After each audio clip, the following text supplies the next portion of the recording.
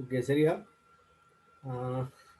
ரெண்டு கேள்வி போட்டு விட்டுனான் செய்திகளை தெரியாக்க பாருங்க. அந்த கேள்வி வந்து மெக்னீசியத்தின் சாரண துணிவு துணிகிறது தொடர்பான ஒரு கேள்வி. அதில் வந்து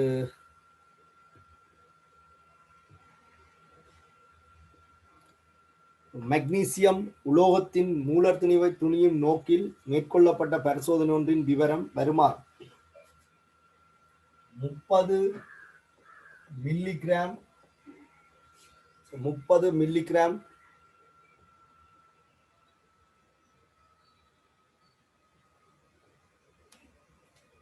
மெக்னீசியம் நாடா 30 மில்லிகிராம் மெக்னீசியம் நாடா துண்டொன்று ஐதான ஐதரோகுளோரிக் அமிலத்துடன் முற்றாக தாக்கம் புரிய விடப்பட்டு பெறப்பட்ட ஐதரசன் வாயுவின் கனவளவு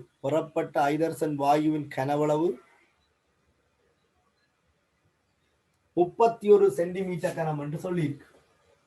பெறப்பட்ட ஐதரசன் வாயுவின் கனவளவு 31 சென்டிமீட்டர் கனம். பரிசோதனையின் போதான வெப்பநிலை 27 பாகை சி.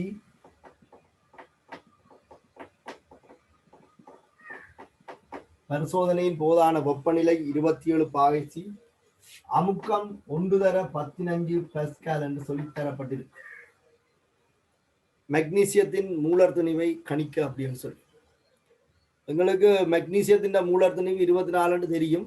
ஆனால் இந்த இடத்துல அது தெரியும் என்று எடுத்துக்கொள்ளக்கூடாது என்று அதைத்தான் நாங்கள் இங்கே கணிய போறோம்.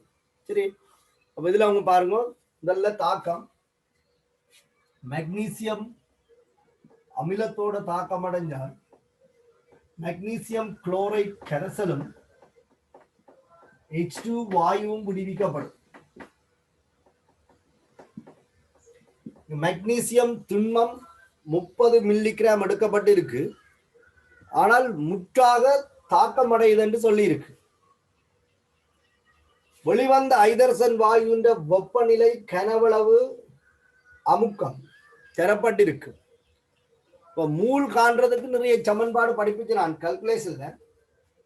அதுல ஒரு சமன்பாடு PV = PV/NRT. அப்ப நாங்கள் PV = NRT இருந்து மூல் காண்றதுக்கான ஆற்றலை பெற்றிருக்கிறோம். இந்த வாயுண்ட மூளைகளால காண முடியும். அமுக்கம் 1/15 பாஸ்கல், கனவளவு 31 சென்டிமீட்டர் கனம். இதுல கனவளவு பிரதியிடும் போது 10⁶ பெருக்கி மீட்டர் கனமாக பிரதியிடப்பட வேண்டும். சரிதான். PV = NRT அகிலவாயு மாறிலி 6க்கு நாங்கள் 8.314 ஜூல் மூல் -1 கெல்வின் -1 அலக பிரதியிடுறோம். ஆகவே கனவளவு மீட்டர் கனத்தில் இருக்க வேண்டும். R 8.314 joule மூல் -1 kelvin -1. வெப்பநிலை 300 கெல்வின். ஐதரசன் மூலை எங்களால கணிக்க முடியும். சரியா?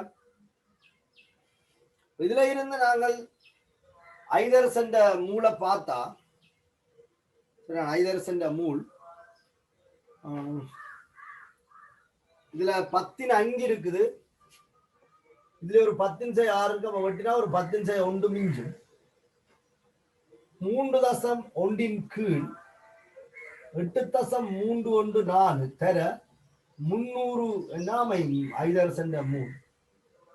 இதை நாங்கள் சுருக்கி எடுத்தால் இந்த விடை ஓகே. 3.1 8.314 பிரிச்சு வாரவுடைய 300 பிரிக்கும். அப்படி பிரிக்கும் போது எங்களுக்கு ஐதரசன் மூல் NH2 ஐதரசன் மூல் வந்து 1.24 தர 10⁻3 மூல் என அமையுது. 1.24 தர 10⁻3 மூல் என அமையுது. நோக்கம் மெக்னீசியத்தின் சாரண துணிவை துணிகிறது. பரிசோதனையில ஐதரசன் வாயுவின் மூலம் அளவிடப்பட்டிருக்கு. ஆகவே பீசமானம் 1:1 என்ற தொடர்பை குறிப்பிட்டு மக்னீசியத்தின் மூலம் 1.24 தர 10⁻³ மூல் என எடுத்துக்கொள்ளலாம். இப்ப மூல் சமன் திணிவின் கீழ் மூலர் திணிவு என்று சொல்லப்படுற ஒரு சமன்பாடு பயன்படுத்துறாங்க. இப்ப மூலர் திணிவு சமன் திணிவின் கீழ் மூல் என மாற்றிக்கொள்ளலாம். மக்னீசியம் நாடா முற்றாக தாக்கம் புரியுது. மக்னீசியம் நாடாவினுடைய திணிவு 30 மில்லிகிராம். இதுல திணிவு கிராம்ல இருக்கணும். 10⁻³ கிராம். அதன் கீழ் மூல் 1.24 தர 10⁻³ மூல். நீங்க 10⁻³ 10⁻³ இல்லாமல் போகும். 30 கீழ் 1.24 என அமையும். 30 கீழ் 1.24 24.19 கிராம் மூல் -1 என அலகுடன் வரும். 24.19 கிராம் மூல் -1 என அலகிலம் வரும். இதுல கேள்வி மக்னீசியத்தின் மூலர் துணிவை கேட்டிருக்கு. அப்ப மூலர் துணிவு என்பதே கிராம் மூல் -1 அலகுக்குரியதுதான். சாரண துணிவு என்று கேட்டால், மக்னீசியத்தின் சாரண துணிவு என்று கேட்டால் இதே எண்பெருமானத்தை அலகு இல்லாமல் கொடுத்தால் போதும். 24.19. ஆகவே எங்களுக்கு ஏற்கனவே மக்னீசியத்துக்கு 24 என்றது தெரியும்.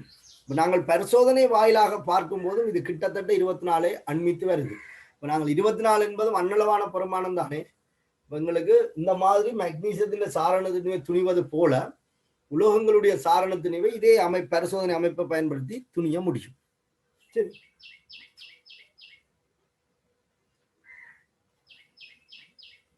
அடுத்த கேள்வியை பாருங்க.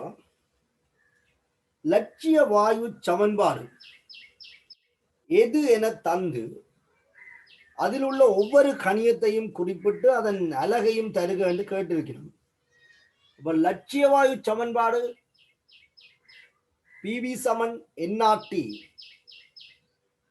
P அமுக்கம், V கனவளவு, N மூல், R அகிலவாயு மாறிலி, T தனி வெப்பநிலை. சரிதானே? சமன்பாட்டை குறிப்பிட்டு அதன் அருகே அலகுகளையும் போட்டுக் கொள்ளுங்கள்.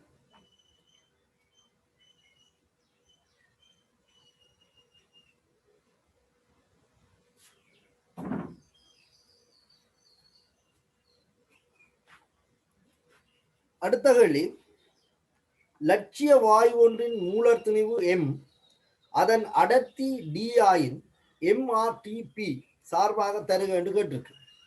இதெல்லாம் நாங்கள் தியரியில எடுத்த தொடர்புகள் தான்.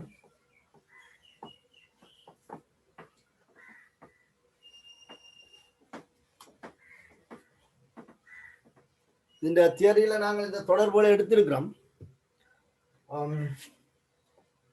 PV சமன் NRT ல PV சமன் W/M/RT. இதுல அடர்த்திக்கான தொடர்பு கேட்கப்பட்டிருக்கு. சரியா? D ஆயின் அடர்த்தியை MRT சார்புல காண சொல்லி. எங்களுக்கு தெரியும் அடர்த்தி D சமன் துணிவின் கீழ் கனவளவு. ஆகவே PM சமன் W/V/RT. W/V அடர்த்தியாக குறிப்பிடலாம். ஆகவே PM சமன் DRT என அமையும். D சமன் PM/RT. வாயுவினுடைய அடர்த்தி D சமன் PM/RT ஆக இருக்கும்.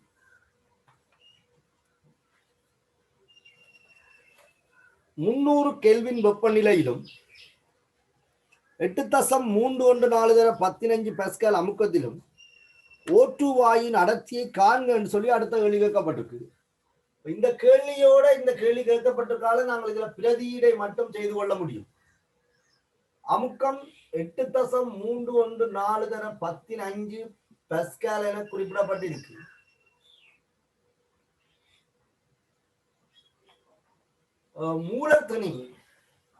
மூலர் திணிவு இதுல O2 பயன்படுத்தப்பட்டிருக்கால 32 சரியா? O2 பயன்படுத்த 32. இதை நீங்கள் கிராம் மூல் மைனஸ் ஒன்னில போடலாம். மூலர் திணிவை கிராம் மூல் மைனஸ் ஒன்னில போடலாம். போட்டால் அடர்த்தி கிராம் மீட்டர் -3 என அமையும். அப்ப நான் கிலோகிராமுக்கு மாத்திரம் 10⁻³ கிலோகிராம் மூல் -1 என மூலர் திணிவை அலகு மாற்றம் செய்யும். அப்ப நான் விட வந்து அடர்த்தி இந்த SI அலகுல கிடைக்கும். கிலோகிராம் மீட்டர் -3 கிடைக்கும். PM.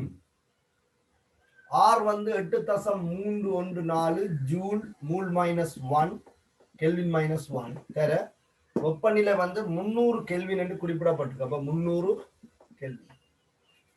சரிதான்.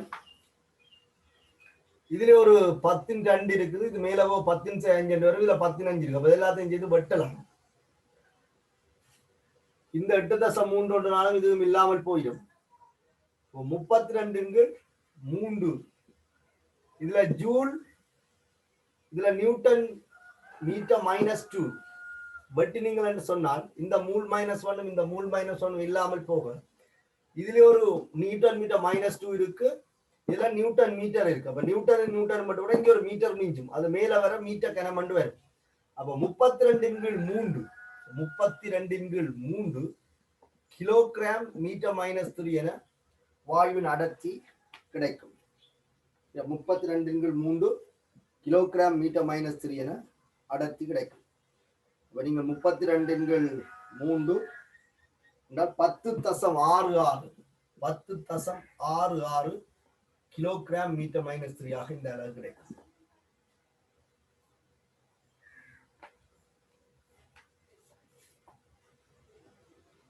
அடுத்த கேள்வியை பாருங்க.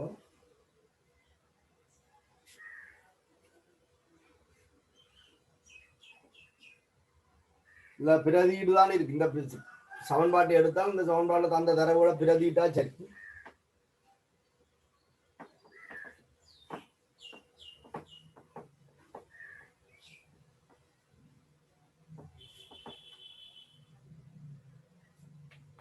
பாருங்க, 300 கெல்வின் வெப்பநிலையிலும்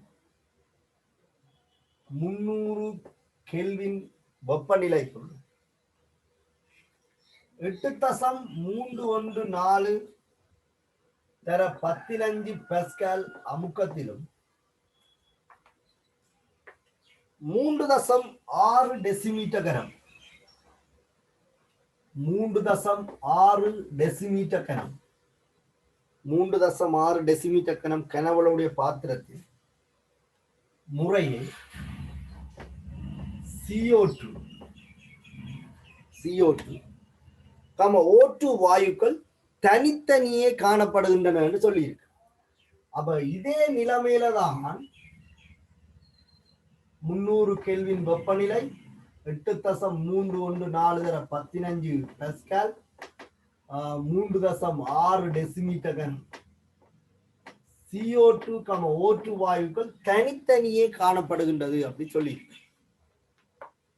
300 கெல்வின் வெப்பநிலையிலும் 8.314 தர 15 பாஸ்கல் அமுக்கத்திலும் 3.6 டெசிமீட்டர் கனம் கனவளவுடைய பாத்திரத்தின் முறையே CO2, O2 வாயுக்கள் தனித்தனியே காணப்படுகின்றன.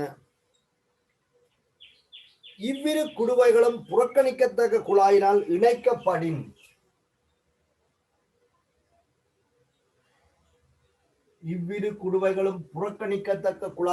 இணைக்கப்படின் தொகுதியின் அடர்த்தி யாது அப்படின்னு சொல்லி கேட்டிருக்கு. ஒரு கவனிங் இந்த கேள்வியில இந்த தொகுதியை இணைச்சா பிறகு இணைஞ்ச தொகுதி இந்த கனவளவு 8.314 3.6 தர 2 7.2 டெசிமீட்டர் கனமாக இருக்கு. இப்ப முன்னுக்கு ஒரு கேள்வி நாங்கள் செய்திருக்கிறோம். அடர்த்தி சமன் PM இன் கீழ் RT. அங்க குறித்த ஒரு வாயு O2 குறிப்பிடப்பட்டிருக்க அளவில் 32 கிராம் மூல் -1 பிரதியிடலாம் என்று சொன்னான். இங்க ரெண்டையுமே இணைச்சு விட்டால் O2வும் இருக்கும் CO2வும் இருக்கும். அப்ப இணைந்த தொகுதியின் வாயு கலவையின் அடர்த்தி என்று கேட்டால் மூலர் திணிவுக்கு என்னத்தை பிரதியிடுவது என்ற ஒரு முரண்பாடு ஆரம்பிக்கும். O2 மூலர் திணிவை பிரதியிடுவதா, CO2 மூலர் திணிவை பிரதியிடுவதா, அல்லது இதற்கு பொதுவான ஒரு மூலர் திணிவு கணிக்கப்பட வேண்டுமா என்று சொல்லி நாங்கள் பார்க்க வேண்டும். வாயுவுக்கு தான் மூலர் திணிவு இருக்கு, வாயு கலவையின் மூலர் திணிவு தான் இதுக்கு எப்ப போடவும். அப்ப வாயு கலவையின் மூலர் திணிவு என்பது 32 44 இல்லை ரெண்டினையும் கூட்டுத்தொகையோ இல்லை. வாயு கலவைக்கு ஒரு மூலர் திணிவு இருக்கு, சரிதான். அப்ப நாங்கள் வாயு கலவையின் அடர்த்தியை திணிவோட தொடர்படுத்தி காணலாம். திணிவின் கீழ் கனவளவு என்று சொல்லி காணலாம், அல்லது இந்த சமன்பாட்டின் மூலம் காணலாம். ஒரு சமன்பாட்டின் மூலம் காணுவதாக இருந்தால் இதுல போடுகின்ற அமுக்கம் இணைந்த தொகுதியின் மொத்த அமுக்கம். வெப்பநிலை இதுவும் 300 இதுவும் 300 இணைச்ச அப்புறம் அது 300 கெல்வின் இருக்கும். இந்த மூலர் திணிவு என்பது வாயு கலவையினுடைய மூலர் திணிவாக காணப்படும். அப்படி என்று சொன்னால் O2வும் CO2வும் கலந்த இந்த வாயு கலவையினுடைய மூலர் திணிவு எவ்வாறு கணிக்கப்பட வேண்டும்? மூலர் திணிவு என்பது என்ன? ஒரு மூல் வாயுவினுடைய திணிவு மூலர் திணிவு. ஒரு மூல் வாயுவினுடைய திணிவு மூலர் திணிவு. திணிவின் கீழ் மூலர் திணிவாக இருக்கும். அப்ப வாயு கலவையினுடைய திணிவை மொத்த மூலால பிரிப்பதன் மூலம் வாயு கலவைக்கு பொதுவான ஒரு மூலர் திணிவை எங்களால கணிக்க முடியும். இப்ப நாங்கள் CO2 மூலர் திணிவு என்பது ஒரு மூல் CO2 திணிவு 44 கிராம். O2 மூலர் திணிவு என்பது ஒரு மூல் O2 திணிவு 32 கிராம். இந்த வாயு கலவையினுடைய மூலர் திணிவு என்று சொன்னால் ஒரு மூல் வாயு கலவையினுடைய திணிவு அதன் மூலர் திணிவாக இருக்கும். அப்ப மூலர் திணிவு வாயு கலவைக்கு பொதுவான மூலர் திணிவை நீங்கள் காண வேண்டுமாக இருந்தால் வாயு கலவையினுடைய திணிவை வாயு கலவையினுடைய மொத்த மூலால பிரிக்க வேண்டும். இப்படி சுருக்குவதன் மூலம் கலவையினுடைய மூலர் திணிவை கணிக்க முடியும். இப்ப நீங்கள் இவ்வளவு காலமும் குறித்த ஒரு மூலக்கூறின் மூலர் திணிவை பற்றி கதைச்சு கொண்டிருந்தீங்க, குறித்த ஒரு வாயுவினுடைய மூலர் திணிவை பற்றி கதைச்சிங்க. நான் இங்க ஒரு வாயு கலவையின் மூலர் திணிவை கதைக்கிறேன். அப்ப மூலர் திணிவு எப்படி கணிக்கப்பட்டது? திணிவின் கீழ் மூல். அப்ப வாயு கலவையினுடைய மூலர் திணிவு என்று சொன்னால் வாயு கலவையினுடைய திணிவின் கீழ் வாயு கலவையினுடைய மொத்த மூலாக இருக்கும். அப்ப இப்ப இந்த நோக்கம் எனக்கு இந்த சமன்பாட்டின்படி அடர்த்தி காணணும் சொன்னால் இணைந்த தொகுதியின் மொத்த அமுகம் காணணும். ஒன்று, வெப்பநிலை ஏற்கனவே தெரியும் 300 கெல்வின் தான். ரெண்டு சம வெப்பநிலை 300 கெல்வின். வாயு கலவைக்கு பொதுவான மூலர் திணிவு இதுல பிரதியிடப்பட வேணும். அப்ப நாங்கள் கொஞ்சம் ரிவர்ஸ்ல போய் ஆரம்ப தொகுதியை பற்றி யோசிப்போம். இந்த குடுவேண்ட கனவளவு 3.6 டெசிமீட்டர் கனம் CO2 இருக்குது, 300 கெல்வின் அமுக்கம் மெத்தடு. அப்ப என்ன காணலாம்? CO2 மூல் காணப்படலாம்.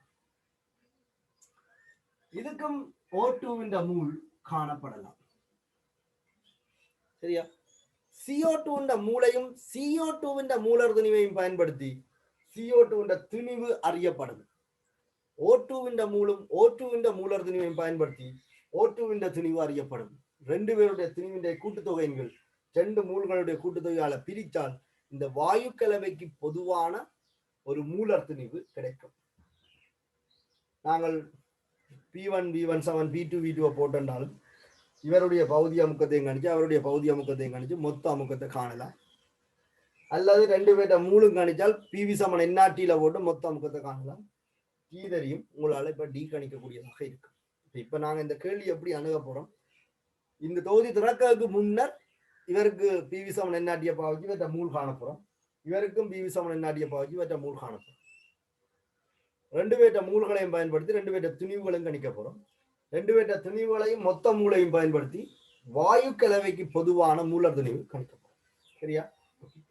அப்ப நாங்கள் இப்ப இந்த குடுவைக்கு, அதாவது CO2 வாயுவை கொண்ட குடுவைக்கு PV சமன் NRT பிரிவை அமுக்கம் 8.314 தர 10 5 அலகோட பிரதியிட வேணும் கட்டாயம். நியூட்டன் மீட்டர் -12 ஜூல் மூல் -1 பஸ்கால் போடலாம். கனவளவு 3.6 தர 10⁻³ மீட்டர் கனம். மூல் NCO2 8.314 என்பது அகிலவாயு மாறிலியின் பெருமானம். அலகு போட்டுக் கொள்ளுங்க. வெப்பநிலை 300 கெல்வின். அப்ப இந்த 8.314 இந்த 8.314 இலகுவாக வெட்டப்படும். இதுல ஒரு 10⁻³ இருக்குது, இதுல 10⁻5 இருக்கு, இதுல 100 இருக்கு. அப்ப வெட்டினால் CO2 மூல் 3.6 கீழ் 3 இருக்கும். 1.2 மூலாக காணப்படும். இந்த குடுவைக்குள்ள எடுக்கப்பட்ட CO2 மூல் 1.2 மூல். இது தரவுகளை பயன்படுத்தி கணிக்கப்பட்டிருக்கு. இதே மாதிரி நாங்கள் O2 மூலையும் காணலாம். இவரும் 8.314 தர 15 பஸ்கால் அமுக்கத்தை ஏற்படுத்துற கனவளவு 3.6 தர 10⁻³ NO2 ஆறின் வருமானம் 8.314 வெப்பநிலை 300 கெல்வின். அப்ப NO2வும் O2 மூலும் இதே போலவே அமையும். 1.2 மூலாக அமையும். அப்ப இதுக்குள்ள இருக்கிற O2 மூல 1.2 மூல். அவ O2 திணிவும் CO2 திணிவும் காணப்படலாம். மூல் சமன் திணிவின் கீழ் மூல திணிவு, திணிவு சமன் மூல் தர CO2 மூல திணிவு 44 கிராம் மூல் -1. அப்ப 1.2 தர 44 இருக்கிறீங்கன்னு சொன்னால் CO2 திணிவு கிடைக்கும் 52.8 கிராம் என அமையும். இதே மாதிரி O2 திணிவையும் காண முடியும். O2 மூல் 1.2 மூல், மூலத்தின் 32 கிராம் மூல் -1. 1.2 தர 32 இது 38.4 கிராம் என அமையும். சரியா? CO2 திணிவு 52.8 கிராம், O2 திணிவு 38.4 கிராம். அப்ப வாயு கலவையினுடைய மொத்த திணிவு O2 CO2 கூட்டுத்தொகை நீங்க பாத்தீங்கன்னு சொன்னால் 91.2 கிராமாக இருக்கு. 91.2 வாயு கலவையினுடைய மூல திணிவு காண்பதற்கு மொத்த திணிவு பார்க்கிறோம் 91.2 கிராம். மொத்த மூல் CO2 மூல் சக O2 மூல் 2.4 மூல். மொத்த திணிவை மொத்த மூலால பிரிச்சிங்கன்னு சொன்னால் வாயு கலவையினுடைய மூல திணிவு அப்ப 91.2 கீழ் 2.4 என்றால் இந்த வாயு கலவையினுடைய மூல திணிவு 38 கிராம் மூல் -1 என காணப்படும். இதெல்லாம் உங்களுக்கு பிரச்சனை இருக்கு. அப்ப வாயு கலவை அடர்த்தி காணணும் என்றால் அமுக்கம் வேணும், மூலர் திணிவு வேணும், R தெரியும், T வேணும். இங்க T 300 கெல்வின் என்பது தெரியும். அமுக்கம் தொகுதி இணைக்கப்படுவதால மாறும். இந்த இதுல இருக்காது, அமுக்கம் மாறும். அது நீங்கள் இணைந்த வாயுவை பயன்படுத்தி இணைந்த வாயுல P1 V1 P2 V2 என்ற தொடரை பயன்படுத்தி CO2 பகுதி அமுக்கம் O2 பகுதி அமுக்கத்தை கண்டு கூட்டினா மொத்த அமுக்கம் வரும். இதுல பாத்தீங்கன்னு சொன்னால் கனவளவு சமன். அப்ப கனவளவு 2 மடங்காக அதிகரிக்கும் போது அமுக்கம் அரைவாசியாக குறையும். அப்ப இணைஞ்ச தொகுதியில CO2 அமுக்கம் 8.314 தர 15 10 இருக்கும். அதே மாதிரி இவரும் வந்தாருன்னா இவருக்கும் கனவளவு 2 மடங்கா இவற்றை அமுக்கவும் அரைவாசி ஆகும் 8.342. மொத்த அமுக்கம் என்பது CO2 O2 பகுதி அமுக்கங்களோட கூட்டுத்தொகை. ரெண்டையும் கூட்ட 8.314 2 தர 15 சக 8.342 தர 15 கூட்ட வாயு கலவை என்ற மொத்த அமுக்கமும் 8.314 தர 15 பஸ்கால் என்று வரும். ஆகவே இந்த அமுக்கம் 8.314 தர 15 பஸ்காலுக்கு சமனாக இருக்கும். இந்த எம் இதுல கணிக்கப்பட்டிருக்கு 38 கிராம் மூல் -1. நீங்க கிராம்ல போடலாம், போட்டா அடர்த்தியின் அளவு கிராம் மீட்டர் -3 வரும்.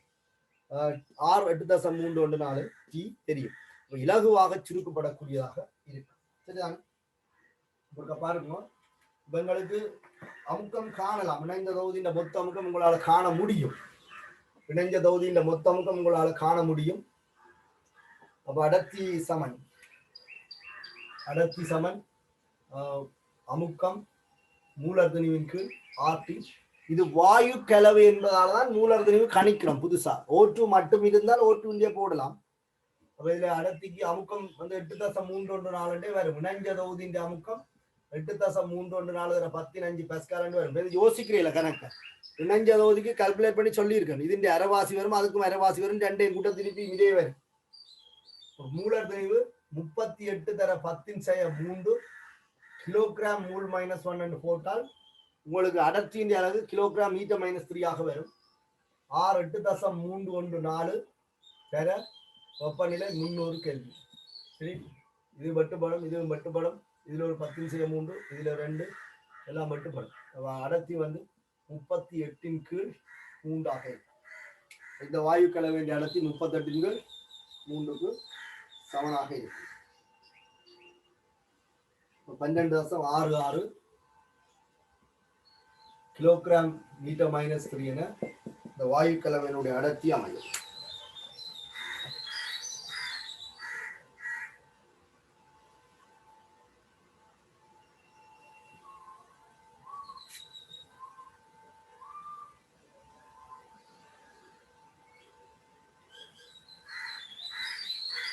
சரியா?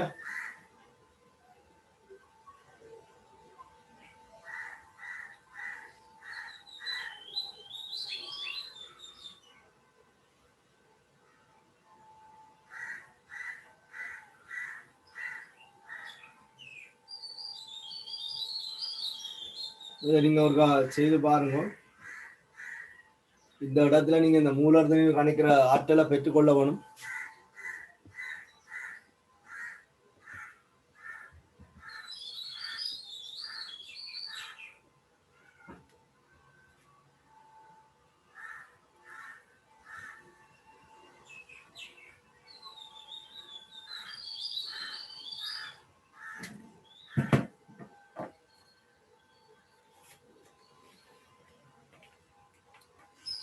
இதுண்ட இன்னொரு கேள்வி அங்க கேட்கப்பட்டிருக்குது.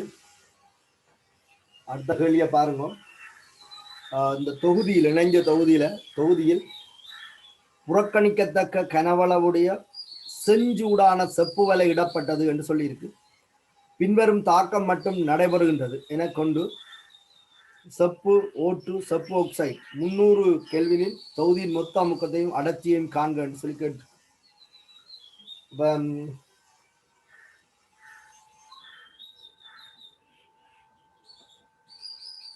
இதை அழிச்சுக்கொள்றேன்.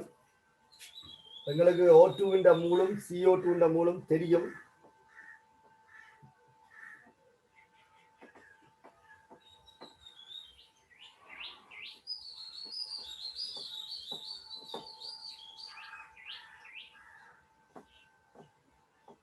ஏதாவது சுருக்கல் பிழைகள் வந்திருக்கலாம். ஆனால் சொன்ன மெத்தடின் படி நீங்கள் பெருமானங்களை போட்டு வச்சிருக்கலாம், சரியான விட வரும். இதுல இணைஞ்ச தொகுதிக்கு செப்பு விலை புகுத்தப்படலாம். அப்ப செப்பு விலை புகுத்தப்படும் போது செப்புக்கும் ஒட்சனுக்கும் ஒரு தாக்கம் நடக்குதுன்னு சொல்லி செப்பு திண்மம் O2வோடதாக்கி செப்பு ஆக்சைடை உருவாக்குவதாக சொல்லி தாக்கத்தை நீங்கள் சமப்படுத்தினால் 2 செப்பு ஒரு O2வோடதாக்கி 2 செப்பு ஆக்சைடு உருவாகும்.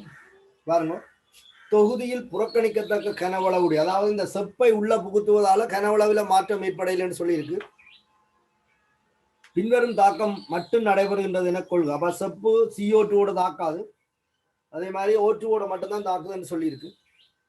300 கெல்வியில் தொகுதியின் மொத்த அமுக்கத்தையும் அடர்த்தியையும் காண்கன்னு சொல்லிருக்கு. மொத கணிப்பில் ஏதாவது எடுகோல் எடுத்திருந்தால் குறிப்பிட சொல்லிருக்கு. அப்ப பாருங்க, அப்ப இதுல நாங்கள் ஒரு விஷயம், செப்பு விலை புகுத்தப்பட்டிருக்கு. செப்பு வந்து O2வோட தாக்குது, O2 முட்டாக தாக்கும் என்று நாங்கள் இதில் எடுத்துக்கொள்ள வேணும். செப்பு மிகையாக பயன்படுத்தி இருக்கலாம். அல்லது செப்பின் மூல் தந்திருக்க வேணும் ஓட்டு எவ்வளவு தாக்குதுன்னு பார்க்கறதுக்கு. அப்போ ஓட்டு முட்டாக தாக்குமெண்டா ஒட்ஸின் மூல் 1.2 மூலம் முட்டாக தாக்கி ஒக்சைடா மாறும். இவர் வந்து திண்மம். இந்த தாக்கம் முடிந்த பின்னர்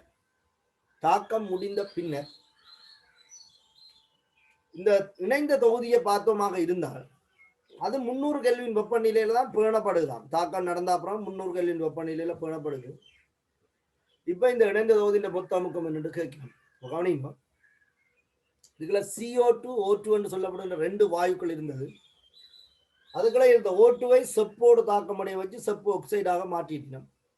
இதுக்குள்ள O2 முட்டாக தாக்கும் அப்படின்னு எடுத்துக்கொள்ளணும். எல்லாம் வந்து செப்பின் மூல் தந்திருந்தா நாங்க எவ்வளவு தாக்கம் எடுத்து மிச்ச O2 எடுக்கலாம். அப்ப இந்த கேள்வியில நீங்களாக உணர்ந்து கொள்ளணும் செப்பு விலையோட மேக்சிமம் ஆக்சிஜன் முட்டா தாக்கிடுமென்னு சொல்லி. சரிதான். அப்ப தாக்கம் முடிஞ்ச பின்பு இதுக்குள்ள O2 என்ற ஒரு வாயு இருக்காது. செப்பு திண்மம் இதன் கனவளவு புறக்கணிக்கத்தக்கது. உருவான செப்பு ஆக்சைடின் கனவளவு புறக்கணிக்கத்தக்கதாக இருக்கணும். எடுகோளும் கேட்டு அதில் நாங்கள் எழுதி கொள்ளலாம். இணைஞ்ச தொகுதிக்குள்ள இப்ப இருக்கக்கூடிய ஒரே வாயு CO2 மட்டும்.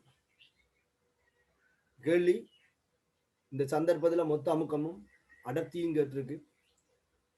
அப்ப இப்ப இருக்கிற வாயு வந்து CO2 மட்டும். இதுக்கு நாங்க PV7 என்னாட்டியை பிரயோகிக்கலாம். அமுக்கம் தெரியாது. கனவளவு 7.2 தர 10⁻³ மீட்டர் கனம். அளவோட பிரதிட்டு கொள்ளுங்க. மூல் வந்து 1.2 மூலாக இருக்கும். CO2 மூல் மட்டும்தான் இப்ப இந்த இணைந்த வாயுக்கு இருக்கும். 8.314 தர வெப்பநிலை 300 கெல்வி. சரிதானே? வெப்பநிலை 300 கெல்வி. இதுல இருந்து உங்களுக்கு அமுக்கம் காணக்கூடியதாக இங்க P டோட்டல் என்பது ஒருமனே CO2 அமுக்கமாகத்தான் இருக்கும். சரியா? P டோட்டலை நீங்கள் கணிச்சீங்கன்னு சொன்னா சரி. இல்ல 72 இது 12 எடுத்தால் இது சுருக்கலாம். 6 அங்கால உங்களுக்கு 8.314 இருக்கு. இதுல 10⁻3 இதுல 10⁻2 அமுக்கம் வந்து 10⁻5 வரும். 1.2 தர 8.314 தர 300 கீழ் 7.2 தர 10⁻3. இது மேல வந்தா 10⁻3 வந்து 10⁻5 வரும்.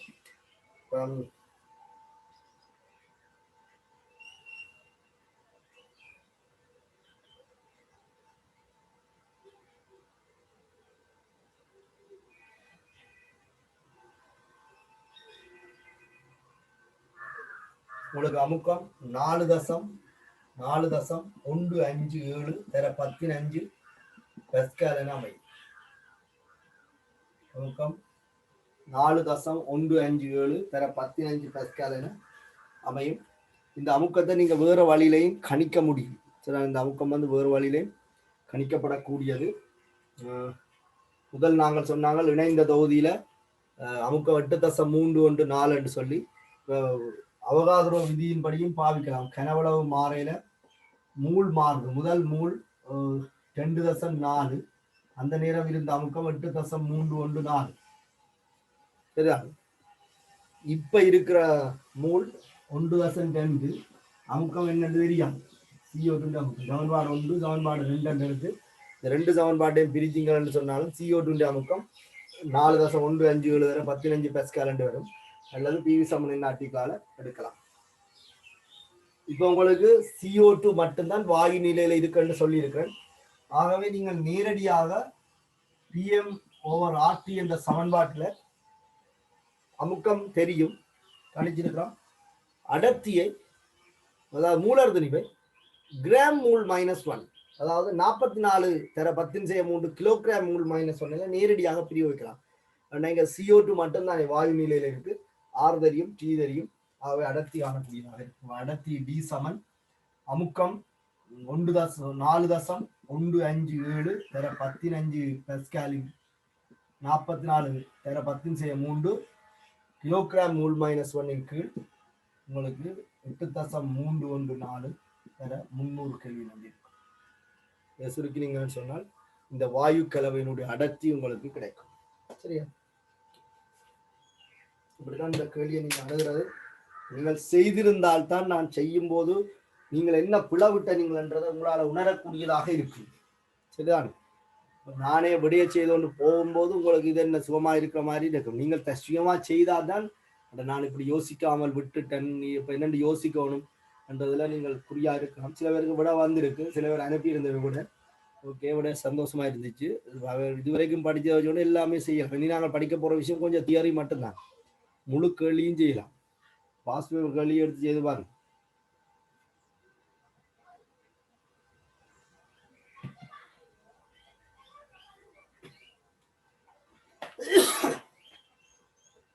சரியா, நான் இதை அழைக்கிறேன். இந்த அடர்த்தியை நீங்கள் கணிச்சு பாருங்க. இந்த கேள்வியை நீங்க திருப்பி ஒருக்கா செய்யுங்க. நல்ல கேள்வி.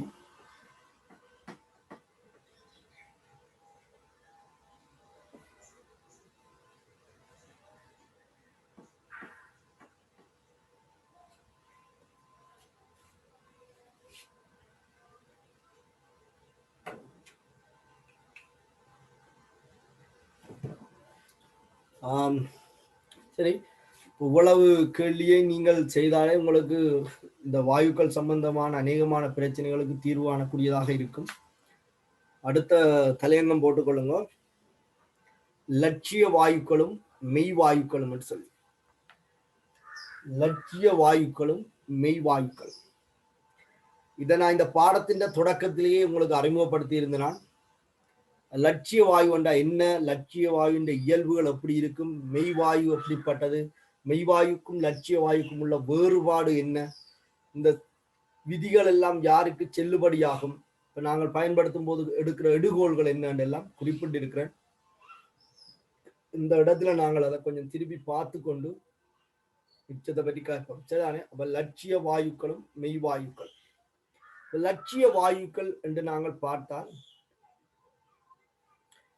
எளிமையாக சொல்வதாக இருந்தால் பிவி சமன் என்ஆர்டி என்னும் சமன்பாட்டிற்கு அமைந்து ஒழுகுகின்ற வாயுக்கள் லட்சிய வாயுக்கள் என்று சொல்லிக் கொள்ளலாம்.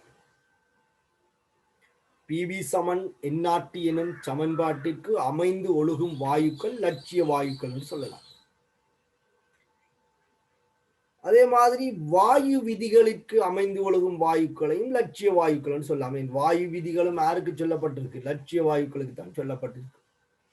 இதை மறுதலையாக மெய் வாயுக்களுக்கு சொல்லலாம். பிவி சமன் என்ஆர்டி எனும் சமன்பாட்டிற்கு அமைந்து ஒழுகாத வாயுக்கள் மெய் வாயுக்கள், அல்லது வாயு விதிகளுக்கு கீழ்ப்படியாத வாயுக்கள் மெய் வாயுக்கள் சொல்லிக்கொள்ளலாம். லட்சிய வாயுன்ற இயல்புகள் நாங்கள் குறிப்பிடும் போது இந்த மூலக்கூற்றுடை கவர்ச்சி விசை, மூலக்கூற்றுடை இடைத்தாக்கம் என்ற ஒரு விஷயத்தை பற்றி திருப்பி திருப்பி கதைச்சினாங்க. லட்சிய வாயுக்களுக்கு மூலக்கூற்றுடை கவர்ச்சி விசை இல்லை.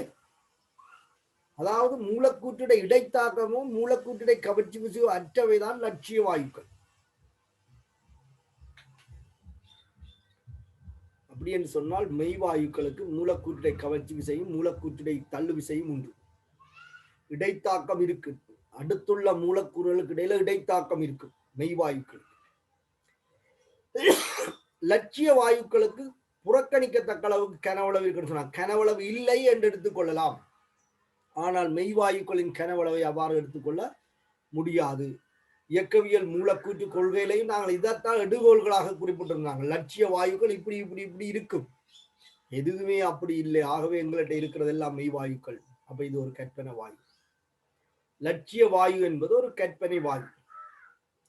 விஞ்ஞானம் பல எடுகோள்களுக்கு மத்தியில தான் கட்டி எழுப்பப்பட்டிருக்கு. ஆனா நிலைச்சிருக்கிறதுக்கு காரணம் அதற்கான தீர்வுகளை உரிய நேரத்தில் கணிச்சு கொள்ளும்.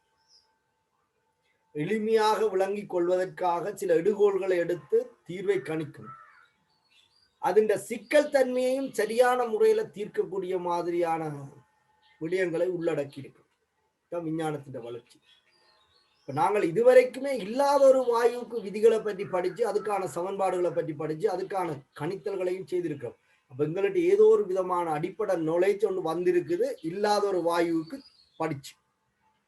சரி, இப்ப இருக்கிற வாயுவுக்கு நாங்கள் எப்படி உண்மையான விடயத்தை கற்றுக்கொள்ளலாம் என்று பார்த்தால் எங்களோட பாடத்திட்டத்துல உயர்தரத்துல அதற்கான வாய்ப்புகள் ஏற்படுத்தப்படவில்லை. அது அடுத்த தளத்துல தெளிவாக விளங்கப்படுத்தப்பட்டது. ஆனா இப்படி ஒரு விஷயம் இருக்குது, மெய்வாயுக்கு நாங்கள் இதுகளை பயன்படுத்தி உண்மையை அறிந்து கொள்ளலாம் என்பதை அறிமுகப்படுத்தி விடுறோம் இந்த இடத்துல. அப்போ மெய்வாயுக்களுக்கு ஸ்பெஷலாக நாங்கள் வாயு விதிகளை பயன்படுத்த போறோம்னு சொன்னால் இந்த லட்சிய வாயுக்கும் மெய்வாயுக்கும் இடையிலான இந்த வேறுபாட்டை சரியான முறையில புரிந்து அதில் ஏற்படுத்த வேண்டிய தவறுகளை களைந்து பயன்படுத்த வேண்டும். அப்படி களைந்து மெய்வாயுக்களுக்காக பயன்படுத்தக்கூடியவாறு இந்த சமன்பாடு மாற்றியமைக்கப்பட்டிருக்கு. அந்த சமன்பாட்டை தான் நாங்கள் வந்தர்வாலின் சமன்பாடு அப்படின்னு சொல்றோம். அது மெய்வாயுக்களுக்கென்றே ஸ்பெஷலாக ஒழுங்கமைக்கப்பட்டிருக்கு. இப்ப மெய்வாயுக்களுக்கு அந்த சமன்பாடு பொருந்தும் என்று சொன்னால் லட்சிய வாயுக்களுக்கும் அது பொருந்தும் என்றுதான் அர்த்தம். மூலக்கூற்றுடைய கவர்ச்சி விசை மூலக்கூற்று பெருமனுடைய மெய்வாயுக்கே இந்த சமன்பாடு பயன்படுத்தப்பட முடியும் என்று சொன்னால் மூலக்கூற்றுடைய கவர்ச்சி விசை இல்லாத மூலக்கூற்று பெருமன் இல்லாத லட்சிய வாயுக்களுக்கும் இதை பயன்படுத்த முடியும். சில பேர் மறுதலியாக யோசிச்சு கொள்றது, இந்த சமன்பாட்டை லட்சிய வாயுக்கு பயன்படுத்த முடியாது என்று எடுத்துக்கொள்றது. இல்ல, பிவி சமன் என்ஆர்டியை மெய்வாயுக்கு பயன்படுத்த முடியாது, சில நிபந்தனையில் பயன்படுத்தலாம். நாங்கள் அதை பிறகு பார்த்துக்கொள்வோம். ஆனால் மெய்வாயு சமன்பாட்டை லட்சிய வாயுக்கு எல்லா சந்தர்ப்பத்திலையும் பயன்படுத்தலாம்.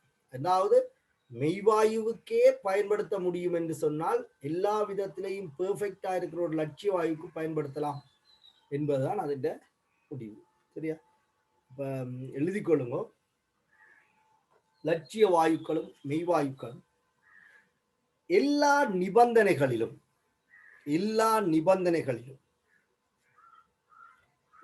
நிபந்தனைகளிலும் பிவி சமன் என்ஆர்டி எனும் சமன்பாட்டிற்கு அமைந்து ஒழுகும் வாயுக்கள் லட்சிய வாயுக்களாகும்.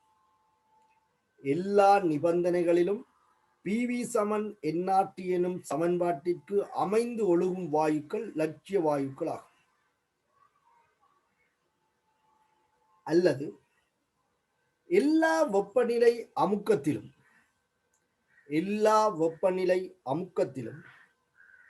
வாயு விதிகளுக்கு கீழ்ப்படியும் வாயுக்கள், எல்லா வெப்பநிலை அமுக்கத்திலும் வாயு விதிகளுக்கு கீழ்ப்படியும் வாயுக்கள் லட்சிய வாயுக்களாகும்.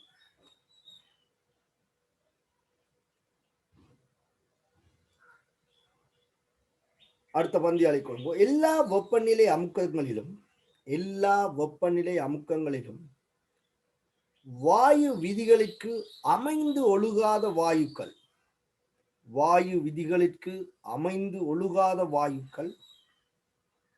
மெய் வாயுக்கள் ஆகும். இந்த லட்சிய வாயுக்களை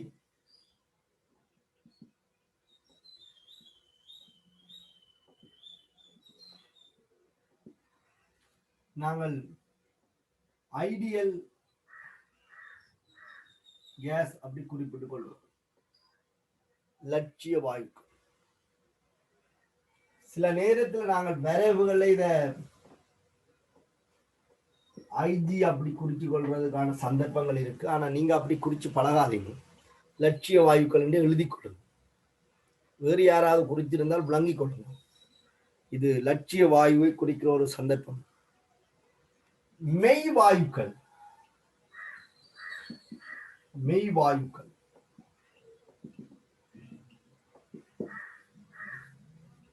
அதாவது உண்மை வாயுக்கள், ரியல் கேஸ்,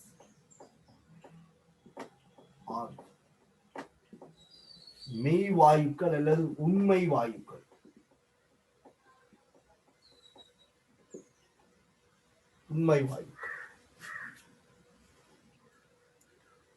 சில நேரத்தில் நாங்கள் இதை குறித்து கொள்றதுக்காக போட்டிருக்கோம். அப்ப உண்மை வாயுக்கள் என்பது எல்லா வெப்பநிலை அமுக்கங்களிலும், அதாவது எல்லா சந்தர்ப்பத்திலையும் வாயு விதிகளுக்கு கீழ்ப்படியாது, ஒரு சில நிபந்தனைகள்ல கீழ்ப்படியலாம். அப்படி கீழ்ப்படுகிறத நாங்கள் லட்சிய வாயு என்று சொல்லுவதில்லை. சரி, அதான் சொல்றோம், எல்லா நிபந்தனையிலும் கீழ்ப்படிஞ்சாதான் அது லட்சிய வாயு. சரி, அடுத்த தலையங்கம் போட்டுக்கொள்ளுங்க. மெய் வாயுக்களுக்கான வந்தர்வாலின் சமன்பாடு. மெய் வாயுக்களுக்கான வந்தர்வாலின் சமன்பாடு. மெய் வாயுக்களுக்கான வந்தர்வாலின் சமன்பாடு.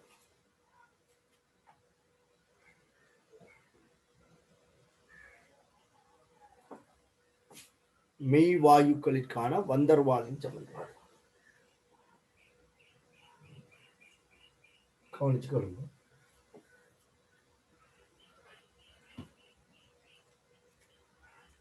லட்சிய வாயுவிற்கான சமன்பாடு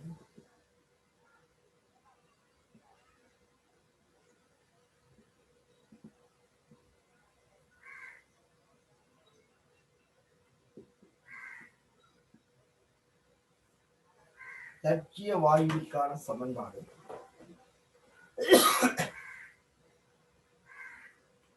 PV சமம் NRT.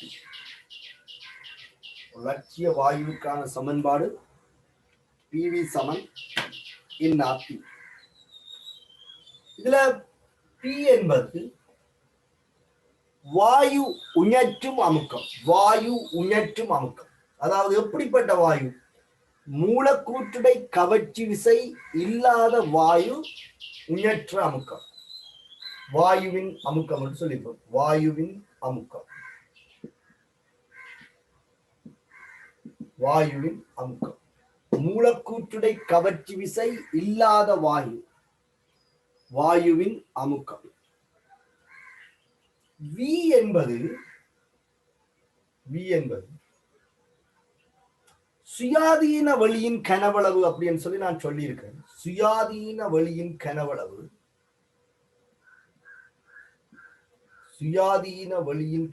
சொல்றதற்காக கவனித்துக் கொள்ளுங்க. வழியின் கனவளவு லட்சிய வாயுக்களுக்கு மூலக்கூற்றுடை பருமன் அல்லது கனவளவு இல்லாததால இது பாத்திரத்தின் கனவளவுக்கு சமனாக இருக்கும். பாத்திரத்தின் கனவளவு கொள்கலனின் கனவளவு எடுக்கும். இவ்வளவு நாளும் நாங்கள் பாத்திரத்தின் கனவளவு தான் PV சமன் நாட்டில போட்டோம். காரணம் நாங்கள் லட்சிய வாயுவை எடுத்துக்கொண்டு இந்த கேள்விகளை செய்தோம். அப்ப பாத்திரத்தின் கனவளவு போடலாம். உண்மையில அது சுயாதீன வழியின் கனவளவு. நம்ம லட்சிய வாயுவுக்கு சுயாதீன வழியின் கனவளவும் பாத்திரத்தின் கனவளவும் சமன்.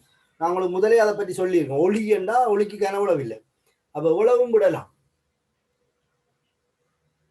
அடுத்தது உங்களுக்கு பிரச்சனை இல்லாது N என்பது பதார்த்தத்தின் அளவு, R என்பது அகிலவாயு மாறிலி, T என்பது தனி வெப்பநிலை.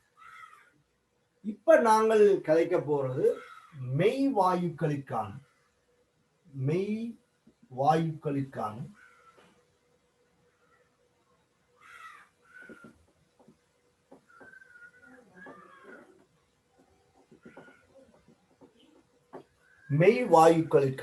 வந்தர்வாலின் சமன்பாடு.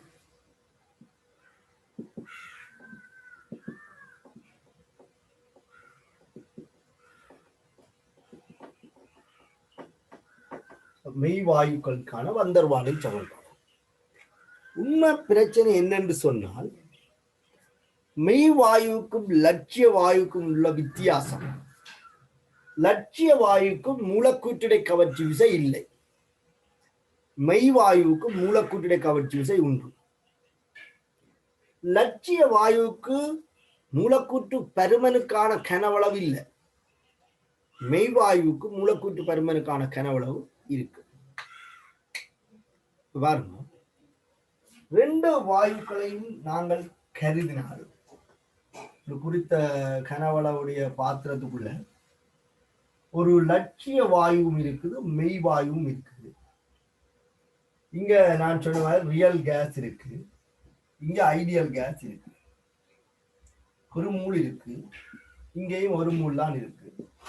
இது 300 கெல்வின் வெப்பநிலையில இருக்கு, இதுவும் 300 கெல்வின் வெப்பநிலையில தான் இருக்கு. ரெண்டு பேருக்கும் கனவளவு சமம். பாத்திரத்தின் கனவளவு சமன், ரெண்டு பேர்ட்ட வெப்பநிலையும் சமன், ரெண்டு பேர்ட்ட பதார்த்தத்தின் அளவும் சமன். ரெண்டு பேரும் உள்ளே ஏற்படுத்துற அமுக்கம் சமனாக இருக்குமா என்பதுதான் பிரச்சனை. இங்கே ஏற்படுத்தப்படுற அமுக்கம் பியும் அங்கே ஏற்படுத்தப்படுற அமுக்கம் பி டேஸும் சமனாக இருக்குமா என்பது பிரச்சனை. பாருங்க, கனவளவு சமன், வெப்பநிலை சமன், பதார்த்தத்தின் அளவு சமன், ஆர் ஒரு மாறிலி. அப்ப அமுக்கம் சமனாக இருக்குமா? ஒரு லட்சிய வாயுக்கும் மெய்வாயுக்கும் அமுக்கம் சமனாக இருக்குமா என்றால் அது கேள்விக்குறியாகத்தான் இருக்கும். சாத்தியப்படுமா? அமுக்கம் இந்த இடத்துல ஒரு மெய்வாயுனுடைய அமுக்கம் ஒரு லட்சிய வாயுனுடைய அமுக்கமும் சமனாக இருக்க வாய்ப்பு இருக்கா? இப்ப ரெண்டுமே லட்சிய வாயுவோட கட்டாயம் சமனா இருக்கும். நான் தெளிவா சொல்லுவேன். ஒரே வெப்பநிலையிலேயும் ஒரே கனவளவுடைய பாத்திரத்துக்கு ஒரே பதார்த்தத்தின் அளவு இருந்தால் லட்சிய வாயு என்றால் அமுக்கம் சமனாக இருக்கும். சமன்பாட்டில இருந்து நீங்க எடுக்க கனவளவு மாறையில வெப்பநிலை மாறல ஆறு மாறாத பதார்த்தத்தின் அளவும் சமனாக இருந்தால் அமுக்கம் சமனாக இருக்கும். அவகாத்ரோ விதியில சொன்னாங்க ஒரே வெப்பநிலையிலையும் ஒரே கனவளவுகளையும் அமுக்கம் பதார்த்தத்தின் அளவோட தங்கி இருக்கும்னு சொல்லி அவகாத்ரோ விதியும் சொல்லியிருக்காங்க. கனவளவுடன் சொல்லி அமுக்கத்தோட சொல்லியிருக்கோம். சரியா? கனவளவு சமனண்டா மூல எண்ணிக்கையும் சமனா இருக்கும். அமுக்கம் சமனண்டா மூல எண்ணிக்கை சமன். அப்ப மூல எண்ணிக்கை சமனண்டா அமுக்கம் சமன். இங்க நான் கதைக்கிறது ஒன்று லட்சிய வாயு, இன்னொன்று மெய்வாயு. இது ideal gas, real gas. Ideal gas ஏற்படுத்துற அமுக்கமும் ரியல் கேஸ் ஏற்படுத்துற அமுக்கம் ஒன்றுக்கொண்டு சமனாக இருக்குமா? இல்லை என்று சொன்னால் இதுல யார் பெருசாக இருக்கும்? யோசிச்சு பாருங்க. இங்க வாயு மூலக்கூறுகளுக்கு மூலக்கூறுடை கவர்ச்சி விசை இல்லை. இங்க வாயு மூலக்கூறுகளுக்கு மூலக்கூறுடை கவர்ச்சி விசை இருக்கு. அப்ப எந்த வாயு இயல்பான விசையுடன் பாத்திர சுவரை மோதும்? அடுத்துள்ள மூலக்கூட்டிடை கவர்ச்சி விசை இல்லாத வாயு தன்னுடைய இயல்பான விசையோட மோதுமா, அல்லது அடுத்துள்ள மூலக்கூட்டிடை கவர்ச்சி விசையுடைய வாயு அதே விசையோட மோதுமான்னு கொஞ்சம் யோசிச்சீங்கன்னா உங்களுக்கு தெரியும். இப்ப ஒருவர் ஒரு சுவர்ல போய் மோதி அடிக்கும் போது, ஓடி போய் மோதி அடிக்கும் போது அவர் யாரும் பிடிக்கவில்லைன்னு சொன்னால் அவர் தன்னுடைய விசையில போய் அடிப்பார், மிகப்பெரிய பாதிப்பை ஏற்படுத்துவார். அவர் ஓடிப்போய் அப்படி சுவர்ல அடிக்கும் போது அவரை மற்றவர்கள் பிடித்து இழுத்தால் அவர்களுடைய பிடியை உருவி கொண்டு போய் அடிப்பார். இப்ப அவர் போற வேகம் குறைஞ்சிடும். அப்ப அவர் அங்க போய் முற்றுற வேகம் குறையும். அப்ப அவர் இயங்குற சக்தி குறையும், விசை குறையும், அமுக்கம் குறையும். அப்ப எப்போதும் கவனிச்சு கொள்ளுங்க, எப்போதும் இந்த விஷயத்தை நீங்கள் விளங்கிக் கொள்ளலாம். இது மூலக்கூட்டிலே கவர்ச்சி விசை இல்லாத வாயு, இது மூலக்கூட்டை கவர்ச்சி விசை உள்ள வாயு. அப்ப இந்த வாயு பாத்திரத்தின் சுவரை மோதுவதை அடுத்துள்ள மூலக்கூறுகள் பாதிக்காது. ஆனால் இவர் மோதுவதை அடுத்துள்ள மூலக்கூறுகள் கவர்ச்சி விசை காரணமாக பாதிக்கும். அப்ப இவர் போய் சுவரோட மோதுற விசையிலும் பார்க்க இவர் சுவரோட மோதுற விசை குறையும். அமுக்கம் சமன் விசையின் கீழ் பரப்பு. ஓரலகு வரப்புல ரெண்டு பேரும் பார்க்க விசை குறைஞ்சவருக்கு அமுக்கம் குறையும். ஆகவே இது எப்போதும் உண்மையாக இருக்கும். ஒரு லட்சிய வாயு நேற்று அமுக்கம் பி, ஒரு மெய்வாயு நேற்று அமுக்கம் பி டேஸ் என்றால் இது எப்போதும் சின்னனாக இருக்கும். அதுக்கு காரணம் மூலக்கூற்றுடை கவர்ச்சி விசை. ஒரு லட்சிய வாயு உயற்று அமுக்கத்திலும் பார்க்க மெய்வாயு உயற்று அமுக்கம் எப்போதும் குறைவாக இருக்கும். காரணம் மூலக்கூற்றுடை கவர்ச்சி விசை. அப்படி என்று சொன்னால் இந்த பி டேஸை இதுல ஒன்று பிரதியிட முடியாது. அதனாலதான் நாங்கள் லட்சிய வாயுக்களுக்கு மட்டுமே இந்த சமன்பாட்டை பிரிவகிக்கிறோம்னு சொல்லியிருக்கோம். அப்ப இதுல இருக்கிறது என்ன அமுக்கம்? லட்சிய வாயு உயற்று அமுக்கம். இதுக்குள்ள இருக்கிற அமுக்கம் மெய்வாயு உயற்று அமுக்கம். இந்த ரெண்டு அமுக்கத்தை நாங்கள் என்ன செய்யலாதுன்னு சொன்னால் ஒன்று சொல்லலாம். அப்ப இதற்கு இந்த அமுக்கத்தை மெய்வாயுன்ற அமுக்கத்தை அந்த சமன்பாட்டுல பிரதியிட முடியாது. சரியா? மெய்வாயுன்ற அமுக்கத்தை இந்த சமன்பாட்டுல பிரதியிட முடியாது. நான் உங்களுக்கு சொல்றதாக இருந்தால் ஒருவர் யாருடைய இடையூறுகளுக்குமே தன்னை கட்டுப்படுத்தாமல் மற்றவர்கள் இடையூறுகளுக்கு செவிசாய்க்காமல் தான் சுயாதீனமாக இருந்து படித்து எடுக்கிற மார்க்ஸ் 100 என்று சொன்னால் அவர் மற்றவர்களோட சேர்றதால அவர்களுடைய இதுகளால இவருக்கு மார்க்ஸ் சில இதுல குறையலாம். சரியா? இப்ப 70 மார்க்ஸ் எடுக்கலாம். அப்ப எந்த விதமான கவன கலைப்பான்களும் இல்லாமல் ஒருவர் படித்தால் அவர் பெறக்கூடிய உச்ச புள்ளி 100 அப்படியாக இருக்கும்போது சூழல் ஏற்படுற சகல கவன கலைப்பான்களாலையும் அவர் பாதிக்கப்பட்டு அவர் எடுக்கிற புள்ளி 100 விட குறைவாக இருந்தால் 70 இருக்க. உண்மையிலே அப்படித்தானே இருக்கு. 100 புள்ளி எடுக்கிறது கடினமா தானே இருக்கு. அப்ப ஒரு எடுகோல் எக்ஸாம் பேப்பர்ல 100 புள்ளி எடுக்கிறது தான் எக்ஸாம் வைவடுது. ஆனா எந்த புள்ளியாலையும் அதை எடுக்கலாம இருக்கு. அதுக்கான காரணம் பிள்ளையை சுற்றி இருக்கிற சந்தர்ப்பம். அந்த சந்தர்ப்பங்களுக்கு பிள்ளை இடம் கொடுத்தால் பிள்ளைக்கு 100 மார்க்ஸையும் பெற இல்லாமல் போகும். அப்ப மார்க்ஸ் வந்து குறையும், 70 மார்க்ஸ் ஆக வரும்.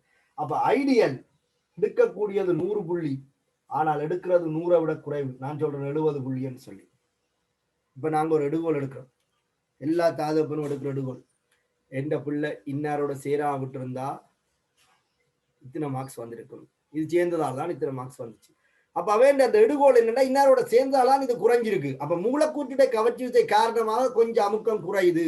அந்த அமுக்கத்தை நாங்கள் என்ன செய்யலாம்னு சொன்னால் காணலாம். உண்மையிலே எடுக்க வேண்டிய புள்ளி 100, ஆனால் எடுக்கிற புள்ளி 70.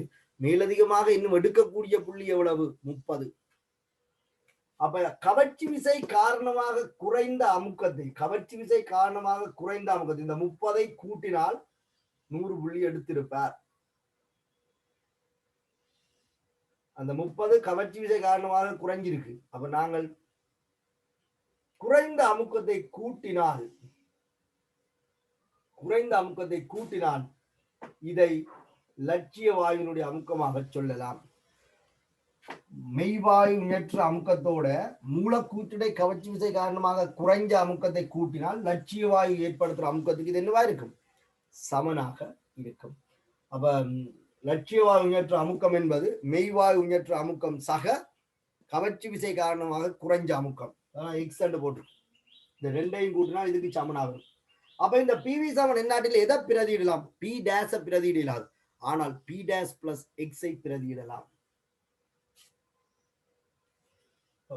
பிவி சமன் என்னாட்டில பி டேஸ் பிளஸ் எக்ஸை பிரதியிடலாம். ஏண்டால் என்ன செய்துட்டான்?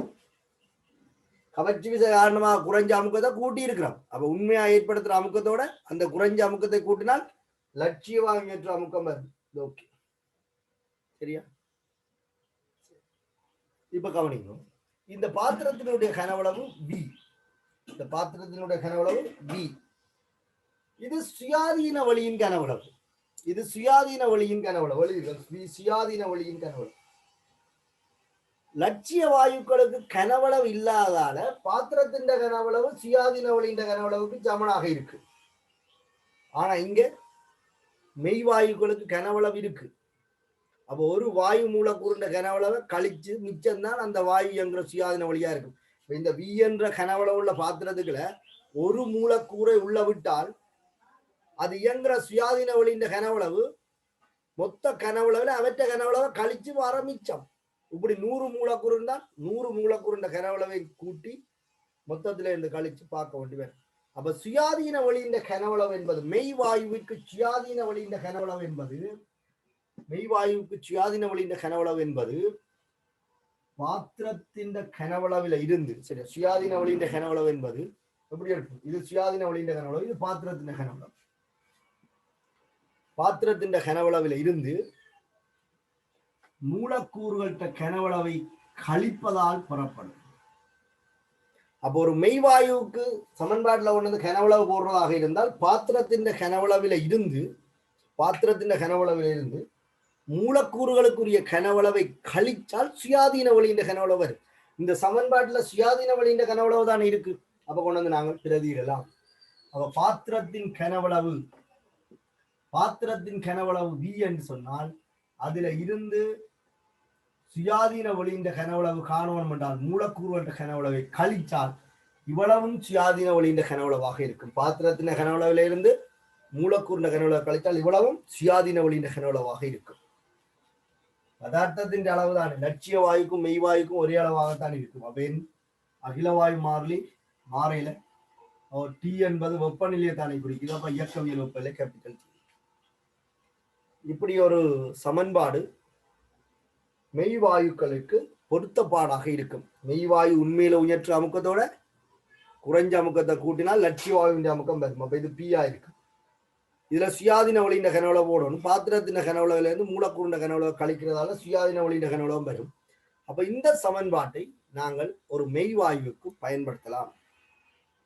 அதாவது P, இதை நீங்க P டேஸ் என்று போட்டாங்க, P என்று போட்டாங்க, இதுல இருக்கிறது மெய்வாயு உயர்ற்ற அமுக்கமா இருக்கும். கூட்டப்படுறதால அதான் நாம் வித்தியாசப்படுத்துறக்காண்டி காட்டுங்க. இது லட்சிய வாயு உயர்ற்ற அமுக்கம், இது மெய்வாயு உயர்ற்ற அமுக்கம் காட்டுறக்காண்டி P டேஸ் போடுங்க. இனிமேல் அப்படி போட மாட்டேன்.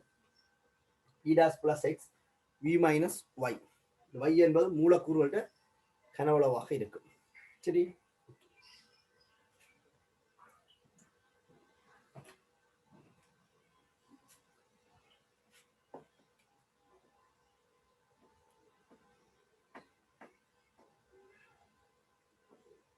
கவனிங்க எக்ஸ் என்பது கவனிங்க எக்ஸ் என்பது என்ன மெய்வாயுக்களுக்கு மூலக்கூற்றினை கவர்ச்சி விசை இருந்ததால அதனால மேலதிகமாக ஏற்படுத்த முடியாமல் போன அமுக்கம் 100 புள்ளிகளை எடுக்கக்கூடிய ஒரு பிள்ளைக்கு சூழல் சார்ந்த பிரச்சனைகள் இருந்ததால அது எடுத்த புள்ளிதான் 30. அப்ப குறைஞ்ச அந்த 30 புள்ளிக்கு என்ன காரணம் சூழல் காரணம் அப்படி சொல்லிக்கொள்வோம் 70 புள்ளி எடுத்துட்டு ஆனா அதை எடுக்கக்கூடிய புள்ளி 100 அந்த குறைஞ்சதுக்கான காரணம் இந்த சூழல் எப்படி சூழல் இப்படி எல்லாம் நோய்வாய்ப்பட்டு நாங்க எல்லாம் ஆன்லைன்ல படிச்சா என்ன செய்யும் எடுக்கிற மார்க்ஸ் இப்படிதான் இருக்கும் சரி இது மட்டும் இல்லை எல்லா விதமான இன்டராக்ஷன்களும் வந்து இதுல எஃபெக்ட் பண்ணும் அப்ப அந்த குறைஞ்சதுதான் எக்ஸ்ன்னு சொல்றேன் இதை கணிக்கிறதுக்கு எப்படி முடியும் பரிசோதனை வாயிலாகத்தான் கணிக்க முடியும் அப்படி பரிசோதனை வாயிலாக கணிக்கும் போது இந்த குறைந்த அமுக்கம் எப்படி தொடர்பட்டிருக்கின்றால் மூல் பயன்படுத்துற வாயுவின் மூல் என் ஸ்கொயர் ஏ என்பது வாயுவின் இயல்பில் தங்கியுள்ள ஒரு மாறிலி ஏ பி பாத்திரத்தின் கனவளவு ஸ்கொயர் இந்த மாதிரி தொடர்பட்டு இருக்கு அப்போ ஒரு மெய் வாயுவிற்கு அமுக்கத்துல வீழ்ச்சி ஏற்படும் என்று எங்களுக்கு தெரியும் அந்த அமுக்க வீழ்ச்சி எதில தங்கி இருக்குதுன்னு சொன்னால் மூலின் எண்ணிக்கைன்ற வர்க்கம் ஒரு வாயுவின் மாறிலி அதன் கீழ் கனவளவின் வர்க்கமாக இருக்கு என் ஸ்கொயர் ஏஓ பி ஸ்கொயரா இருக்கு அதே மாதிரி இந்த y என்பது மூலக்கூறுகளுக்குரிய கனவளவு சரிதானே இப்ப பாத்திரத்தின் கனவளவுல இருந்து ஒரு மூலக்கூறுண்ட கனவளவை கழிக்கிறோம் ஒரு மூலக்கூறு இருந்தா 10 மூலக்கூறு இருந்தா 10 மூலக்கூறுண்ட கனவளவை கழிக்கிறோம் அப்ப ஒரு மூலக்கூறுண்ட கனவளவு பி என்றால் அங்கே என் மூல் வாயு இருந்தால் அதனுடைய கனவளவு என்பியாக இருக்கும் விளங்கிக் கொள்ளும் எங்களுக்கு ஒரு கனவளவு இருக்கு ஒரு குறிப்பிட்ட சின்ன அறைக்குள்ள எத்தனை பேர் நிற்க ஒரு லிப்ட்ல எத்தனை பேர் நிக்கலாம்ன்ற ஒரு லிமிடேஷன் இருக்குதானே எங்களுக்கு கனவளவு அங்க இருக்கு ஒரு லிப்டுக்குள்ள எத்தனை பல்பு பூட்டலாம்ன்ற ஒரு மின்குமிழ் பூட்டலாம்ன்ற லிமிட் இருக்கா மின்குமிழ்கிட்ட ஒளி மட்டுமே லிப்டுக்குள்ள அடைக்கிறோம்னா எத்தனை ஒளியையும் அடைக்கலாம் ஆனா எத்தனை பேரையும் முடியலாம் மின்குமிழ் எத்தனையும் வைக்கலாது ஏன்னா அதுக்கு கனவளவு இருக்கு ஆனா அதுல இருந்து வர ஒளிக்கு கனவளவு இல்லை நீங்க விளங்க வேண்டியதுதான் ஒரு லிப்டுக்கு ஒரு கனவளவு இருக்கு அந்த லிப்டுக்குள்ள நாங்கள் போய் ஏறலாம்னா நாங்கள் எத்தனை பேர் ஏறலாம்ன்றதுக்கு ஒரு எண்ணிக்கை இருக்கு எங்களுக்கு ஒரு கனவளவு இருக்கு எங்கட எண்ணிக்கை கனவளவு கழிக்க மிச்சத்தை பார்த்து அதுக்குள்ளதான் ஆளை சேர்க்கலாம் ஓரளவுக்கு மேக்சிமம் இனி கனவு ஆளை புதுசா உள்ள விடையலான்னு சொன்னால் ஒரு சின்ன பிள்ளை உள்ள விடக்கூடிய மாதிரி சின்ன இடம் இருந்தால் அதுக்கு விடலாம் சரி அதையும் விட்டு நிரப்பிட்டா இனி யார விடையிலும் ஒரு தரையும் விடையலாம் அப்படிதான் பிரச்சனை அப்ப மெய்வாயு ஒன்றுக்கான கனவளவு பி என்றால் என் வாயுக்கான கனவளவு என் பியாக இருக்கு ஆகவே நாங்கள் இந்த சமன்பாட்டை இதுகளோட தொடர்படுத்தலாம் ஒரு மெய்வாயு உயற்று அமுக்கம் பி டேஸ் எக்ஸ் என்பது எப்படி கணிக்கப்பட்டிருக்கு இந்த சமன்பாட்டால கணிக்கப்பட்டிருக்கு plus M square A over B square இவ்வளவும் லட்சிய வாயு உயற்று அமுக்கமா இருக்கும் மெய்வாயு உயற்று அமுக்கத்தோட இதை கூட்டினால் லட்சிய வாயு உயற்று அமுக்கமா இருக்கும் இது பாத்திரத்தின் கனவளவு இது சுயாதீன வழியை காண்றது மூலக்கூறுண்ட கனவளவு என்பி கழிச்சால் என்ஆர்டி ஆக இருக்கும்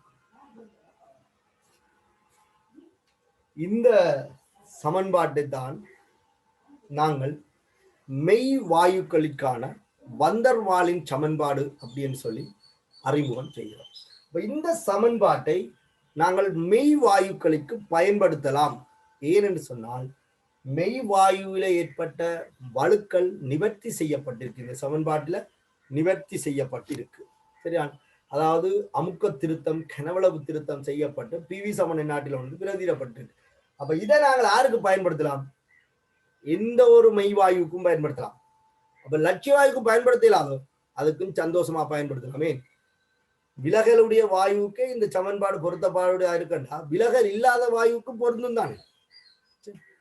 ஆகவே நீங்கள் பந்தர்வாலின் சமன்பாடு என்னென்று கேட்டால் இதைத்தான் எழுதணும். B plus N square A over V square into V minus NB. அப்போ விளங்கிக் கொள்ளணும்.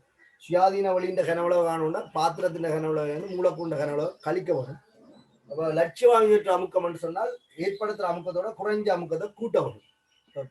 சமன்பாட்டை நீங்கள் ஞாபகத்தில் வச்சிருக்கோம். பிவி7 என்ஆர்டியில இருந்தா இந்த சமன்பாடு திருத்தம் செய்து எடுக்கப்பட்டிருக்கு.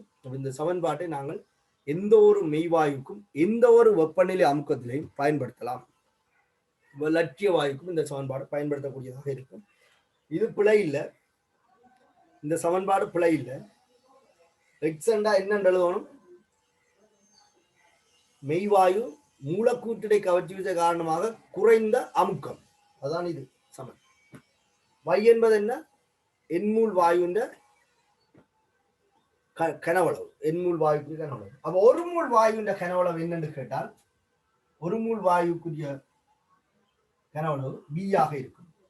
அப்ப நீங்கள் ஒரு மூல் வாயுக்கு வந்தர்வாலின் சமன்பாடு எப்படி அமையும், P டேஷ் n என்பது ஒரு மூல், அப்ப A into V square V சய n என்றது ஒன்று, அப்ப B இதுல என்னுக்கு பதிலா ஒன்று RP ஆக. சரியா? அப்ப எழுதிக் கொள்ளுங்க மெய்வாயுக்களுக்கான வந்தர்வாலின் சமன்பாடு. நீங்கள் இப்ப நீங்க இப்படி எழுதினாலும் ஓகே, ஆனா உண்மையில இப்படி எழுதினா பிழை இல்லை. ஆனால் எக்ஸ் என்பது இது, y என்பது இது என்பது சரியா விளங்கிக் கொள்ளுங்க. அப்ப இதுதான் வந்தர்வாலின் சமன்பாடு.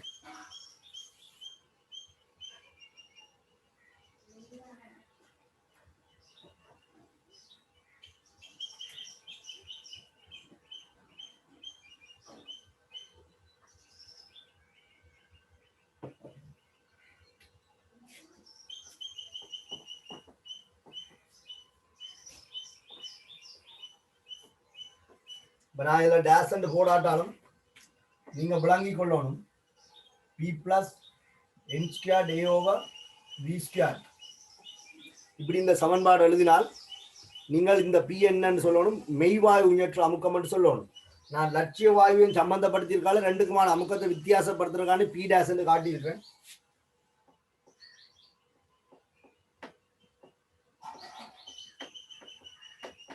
இதுதான் மெய்வாயுக்களுக்கான வந்தர்வாலின் சமன்பாடு.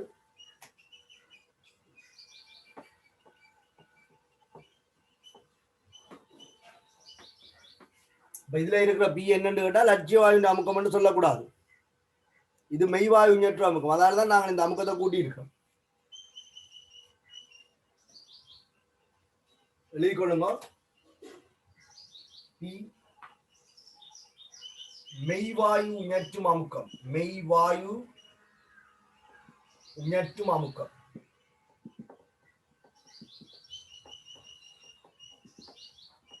இதுல பி மெய்வாயு உயர்த்தும் அமுக்கம், பி என்பது பாத்திரத்தின் கனவளவு,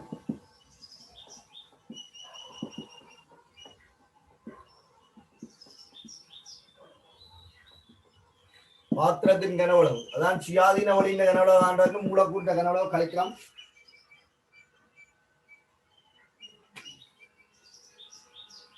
என் பதார்த்தத்தின் அளவு,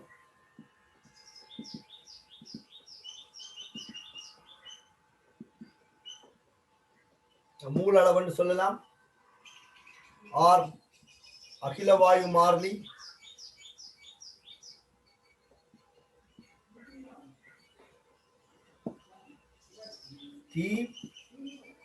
தெளிவாக கொள்ளுங்க, தனி வெப்பநிலை,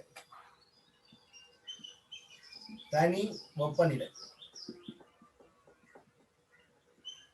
அல்லது தனிப்பூச்சிய வெப்பநிலை அல்லது இயக்கவியல் வெப்பநிலை என்று எழுதிக் கொள்ளலாம்.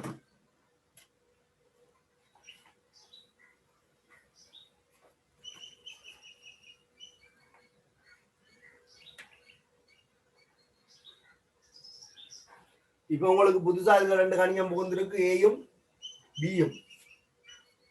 அப்ப ஏ என்பது வாயுவின் இயல்பில், வாயுவின் இயல்பில் வாயுவின் இயல்பில் தங்கும் ஓர் மாறிலி. ஐதரசன் வாயுக்கு ஒரு மாதிரி இருக்கும், நைதரசன் வாயுக்கு ஒரு மாதிரி இருக்கும், அமோனியாவுக்கு ஒரு மாதிரி இருக்கும். இப்படி வாயுவுக்கு வாயு மூலக்கூட்டை கவர்ச்சி விசை மாறும் தானே. இப்ப எல்லாத்துக்கும் ஒரே மாதிரி இருக்காது. அப்ப அது வாயுவின் இயல்பில் தங்கியுள்ள ஒரு மாறிலி. எல்லா பிள்ளையும் 70 மார்க்ஸ் எடுக்கல தானே சூழல் பாதிப்பால. ஒவ்வொரு பிள்ளைக்கும் ஒவ்வொரு விதமாக மாறும். ஒவ்வொரு பிள்ளைக்கும் சூழல் ஒவ்வொரு விதமான பாதிப்பு ஏற்படுது. சில பிள்ளைக்கு 10 மார்க்ஸ் எடுக்கக்கூடிய அளவுக்கு பாதிப்பு ஏற்படுது 100 மார்க்ஸ்ல.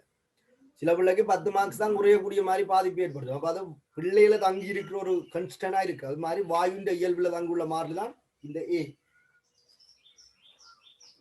பி என்பது ஒரு மூல் வாயுவின் கனவளவு. ஒரு மூல் வாயுவிற்கான ஒரு மூல் மெய்வாயு, ஒரு மூல் மெய்வாயுவின் கனவளவு. ஒரு மூல் மெய்வாயுவின் கனவளவு.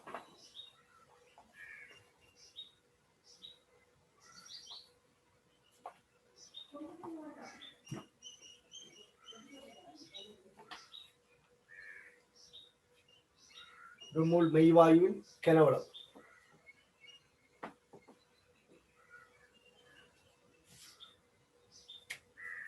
அப்ப எவ்வளவு என்ன? m² AO v².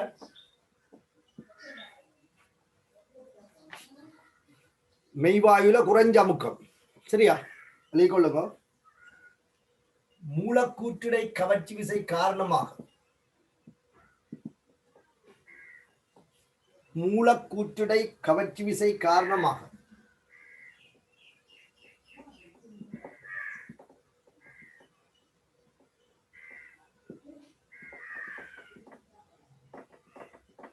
மூலக்கூற்றுடை கவர்ச்சி விசை காரணமாக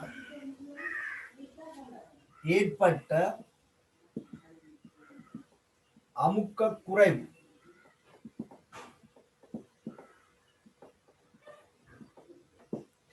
மூலக்கூற்றிடை கவர்ச்சி விசை காரணமாக ஏற்பட்ட அமுக்க குறைவு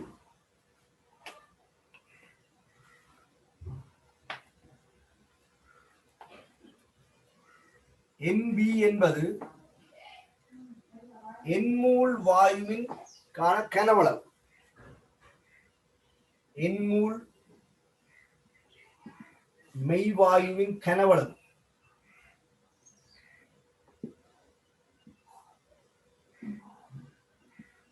பாத்திரத்தின் கனவளவில இருந்து வாயுவின் கனவளவு கழிச்சால் சுயாதீன ஒளியின் கனவளவு வரை.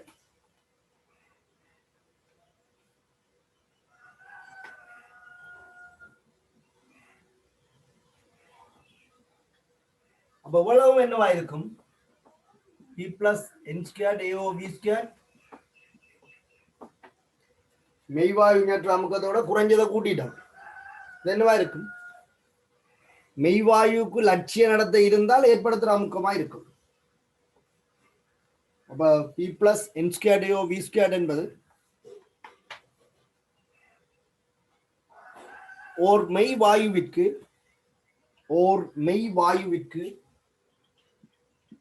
ஓர் மெய்வாயுவிற்கு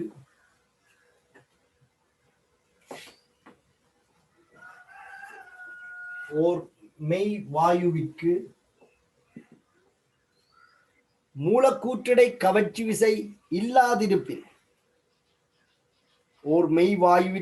மூலக்கூற்றிடை கவர்ச்சி விசை இல்லாதிருப்பின் ஏற்படுத்தக்கூடிய மொத்த அமுக்கம். நாங்கள் சொல்ற மாதிரி தான். இன்னாரோட சேரையில்லைன்னு சொன்னா எங்களோட பிள்ளைக்கு இத்தனை மார்க்ஸ் வந்திருக்குமென்று சொல்ற மாதிரி தான். மூலக்கூட்டை கவர்ச்சி இல்லை என்றால் நாங்கள் இதை கூட்டி சொல்றோம். எங்களோட பிள்ளையும் 100 மார்க்ஸ் எடுத்திருக்கும் பாருங்க, இன்னாரோட சேர்ந்ததால தான் 70 மார்க்ஸ் எடுத்தான்னு சொல்லுவோம். ஏன் அந்த 30 கூட்டி போடும். அதுக்கு காரணம் சொல்லுவோம், இன்னாரோட சேரையில்லைண்டா இப்படி எடுத்துட்டு இருந்திருக்கும், சேர்ந்ததாலாம் இப்படி வந்ததுன்னு சொல்லுவோம். அப்போ ஒரு மெய்வாயுவிற்கு மூலக்கூற்றிலே கவர்ச்சி விசை இல்லையெனில்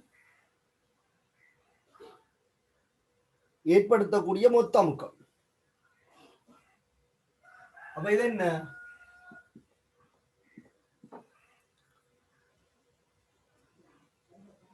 மெய்வாயு இயங்குற சுயாதீன வழியின் கனவளவு.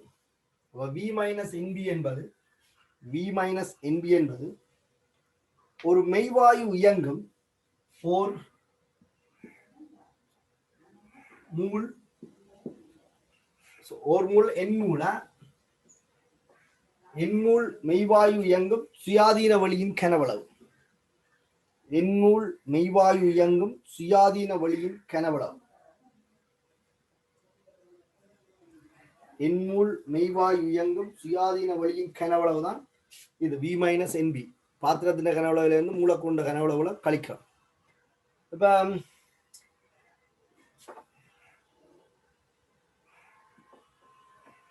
நீங்கள் ஒரு வேலை ஒன்று செய்யுங்க. இந்த ஏயினுடைய அலகு பிசிக்ஸ்ல படிச்சிருக்கிறீங்களா? ஒரே அலகு பரிமாணங்களுடைய கணிதங்களை தான் கூட்டலாம் கழிக்கலாம் என்று சொல்லி இந்த ஏயினுடைய அலகையும் இந்த பியினுடைய அலகையும் நீங்கள் கணித்தீங்கள் என்று சொன்னால் உங்களுக்கு சில தகவல் விளங்கும். சரிதானே? இப்ப நீங்கள் ஒரு எனக்கு அடுத்த வகுப்பு இதை செய்து கொண்டு வாங்க, ஏ இன்டி அலகு என்ன, பி இன்டி அலகு என்னன்னு சொல்லி. அப்ப உங்களுக்கு தெரியும், பிசிக்ஸ்ல படிச்சிருக்கிறீங்க. ஒரே அலகு பரிமாணமுடைய கணிதங்களைத்தான் கூட்டலாம் கழிக்கலாம் என்று சொல்லி அந்த அடிப்படையில இந்த ஏயினுடைய பியினுடைய அலகுகளை வேண்டும். என்னன்னு சொன்னால் எங்கட சிலபஸ்ல இந்த சமன்பாட்டை பிரயோகிச்சு கணித்தல் எந்தவித இடத்திலையும் செக் பண்ணப்பட மாட்டது. கணித்தல் அறிவு தேவையற்றது. அது இப்ப எத்தனையோ வேட சிலபஸ் மாற்றத்துல கூட இதுல கணித்தல் செய்ய சொல்லி ஒருத்தரும் கேட்கவும் மாட்டினோம். ஆனால் இப்படி ஒரு சமன்பாடு இருக்கணும். இது பண்பர் ரீதியான சில தகவல்கள் கேட்கப்படலாம். அப்ப நோட்ஸ் தான் இது கூட சம்பந்தப்பட போகுது. இப்போ கணித்தல்கள் எல்லாமே நாங்கள் லட்சிய வாயுக்களுக்கு தான் பார்த்து கொண்டிருக்கோம். மெய் வாயுக்களுக்கு இந்த விஷயத்த தெரிஞ்சு வச்சிருந்தா போகும். சரியா? ஓகே.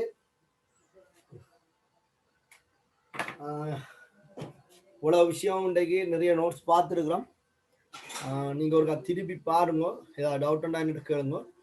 அடுத்த வகுப்பு இன்னும் கொஞ்சம் தியரி நாங்கள் பார்க்கணும். ஆனா நீங்க கேள்வி எல்லாம் செய்யலாம்.